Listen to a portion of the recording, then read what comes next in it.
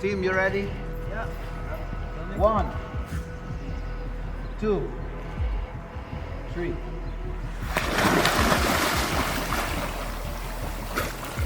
Nós estamos trabalhando em uma película nova que chama Security Man. Então, o projeto um projeto que vai realizar na América e na Aruba.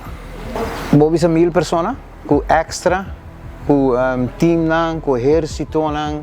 É uma produção grande, é uma produção chiquita, mas nós conhecemos no passado, Natália, Juízo Perfeito, o Crônico que nós trabalhamos.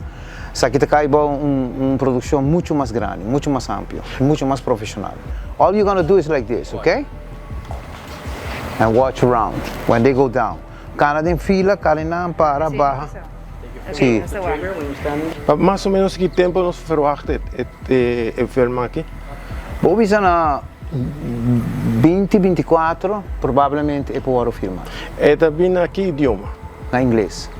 Claro, nós estamos filmando na New York e nós também filmamos na Aruba.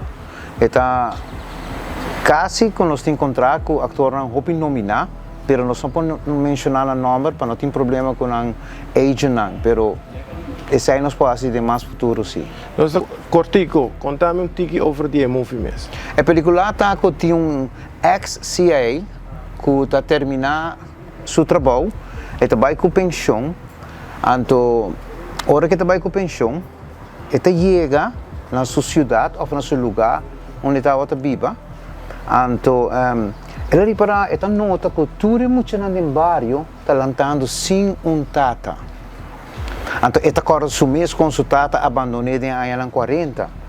Então, o tempo ele está coisa mais horrível mesmo. Então, o que ele está fazendo depois? A hora que chega, ele settle down, ele começa a reunir tudo muito junto no bairro, então ele começa a contar uma história. Ele vira abuelo para nós. Então, tem a história nele, a película eigenlijk seu conteúdo está. O rol da película? Eu diretor de película, mas escrevi a película e é autor de película.